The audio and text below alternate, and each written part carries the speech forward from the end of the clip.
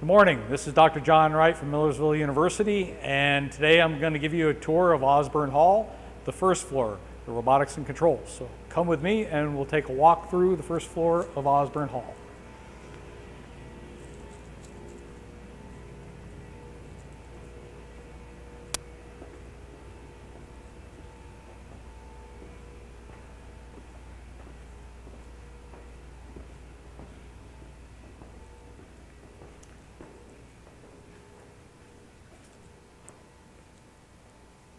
On my right, you'll see one of the many displays that we have throughout the building of some of the robotic builds that we've done over the years.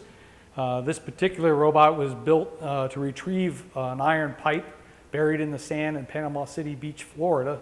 It's a cup winner, it's a national champion. There are many posters of other robots surrounding the room here. Sam, this robot that we're just looking at, that's its poster.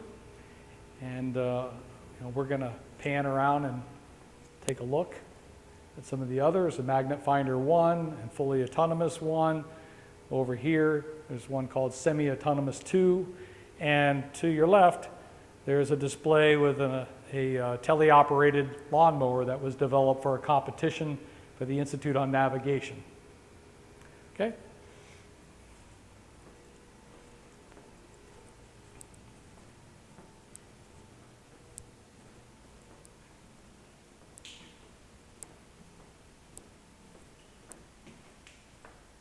Up here on your left will be a student lounge. We'll just peek in, take a look. This is where students have space to get together between classes. There's a TV in there. There's a little kitchen area in the back with some vending machines and some tables. But just a nice little space for them to kind of wait between classes and study.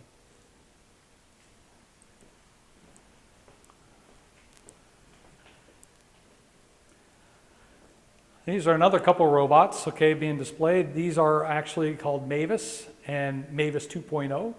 Again, the same contest that was the ATME contest, ATME Robotics Challenge. Every year it's a different challenge. So typically you don't see the contest run twice, but in this case, no one had completed the entire contest, so they ran it again for a second year. So you see two different attempts. The first year, we actually won it with a cup challenge. Although we didn't complete it, we made it the furthest in the challenge. The second year, a totally different type of approach to the same type of challenge, but we scored a second place. And posters on either side of that technology. In this display case, these are firefighting robots that the students actually build in one of the classes.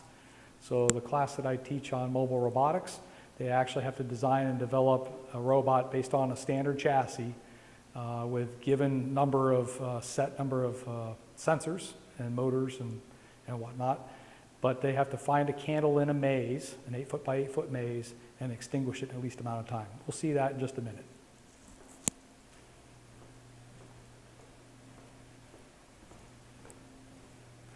Please don't mind the elevator here. We're under repair. Okay. So we're going to pause here. There's some more awards over the years, so different robots, okay, that we've won. I think we've had 35 awards now, over 35 awards. That's first through third place, the only ones we count. And we also have 6 national championships since 2001. Come with me. We'll peek in here. This is one of 2 classrooms that we would teach out of down here. And in the back, we'll take a quick peek. This is where the robotics team has some space to actually build the robots. And there's another entry on the other side.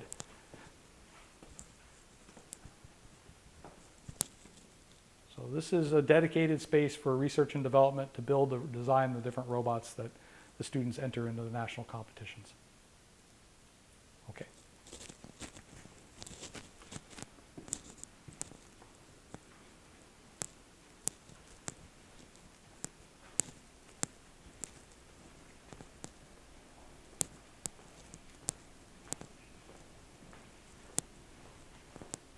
We're going to go straight ahead here, peek into this lab. This is an energy and power lab, and it's just mostly for non-majors, not in the robotics and controls area, but for safety majors and other majors that just want an introduction to the areas of electrical, mechanical, fluid, and some different other types of technologies. They also study energy production methods such as nuclear, solar, and other geothermal and other alternative energy and production. So we're going to go straight through this side lab here.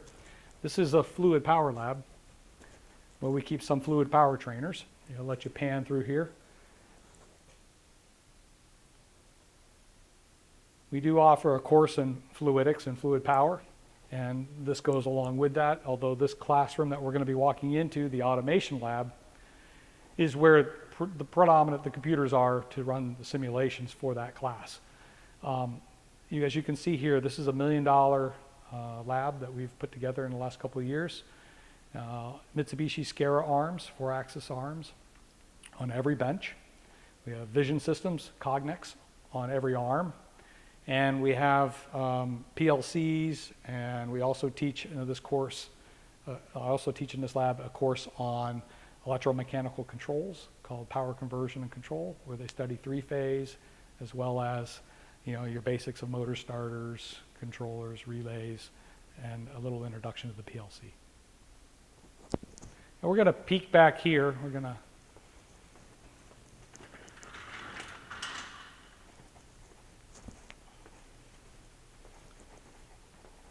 This is another area, an R&D area for the students on the robotics team. And you can see there's a robot that just got back from IGVC last summer. And it's going to be torn down, and we're going to come up with a new design. But that was our first attempt at the Intelligent Ground Vehicle competition held in Rochester, Michigan.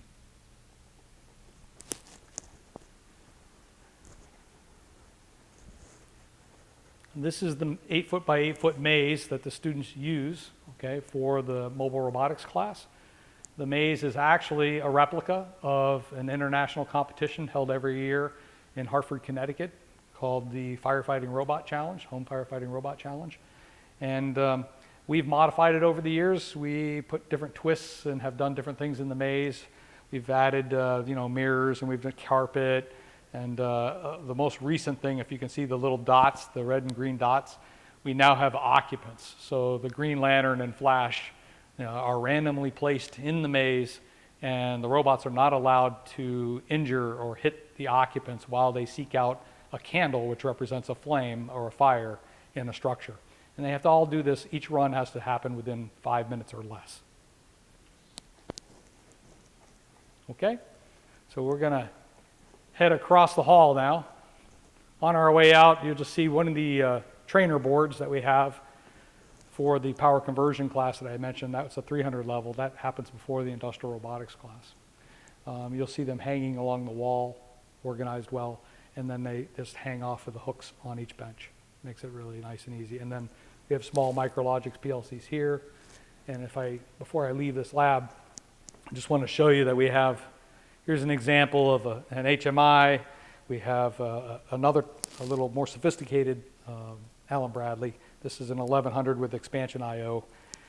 And we are having the students take 2 robots with 2 different stack lights attached. They'll have to wire that up and write the code for faults.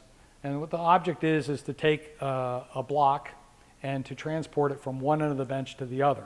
You'll see a conveyor in the center there, but the conveyor is intentionally not long enough to go all the way. They'll have to actually design a mechanical slide or structure or conveyor in order to make up the extra distance. And they will use the vision systems and network it all through Ethernet with the robots to identify and actively grab the block regardless of its location and load it onto the conveyor. We'll add sensors to that, and it'll all be supervised with the PLC control. And that's an exciting project for the class. Okay.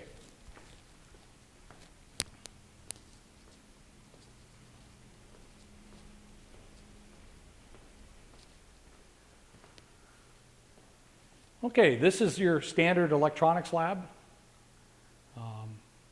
Each bench is outfitted with a 4-channel oscilloscope, color oscilloscope, frequency generators, multiple power supplies, soldering stations, just about everything you need to teach fundamental electronics.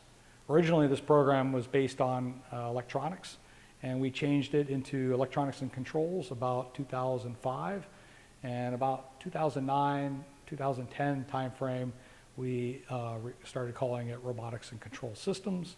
And of late in 2015, we added a brand new degree called engineering technology. It's the Automation and Intelligent Robotics Engineering Technology program. It's the first of its kind in the nation. And that program is kind of a combination between what we do down here with automation and the computer science department, where they take 24 credits in computer science. So we actually offer 2 robotics and kind of related degrees out of this department. Okay, we're going to head back to where I often take students or prospective students and parents, and my department chair always wonders why I always go back into the storage room. It's because I like to show, oops,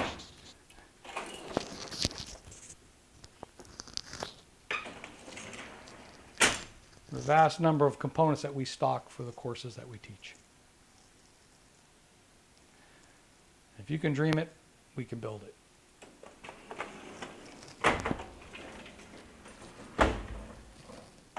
Okay, we're going to head down and we're going to show you a sample office space, and we're going to stop by 2 more displays on the way out.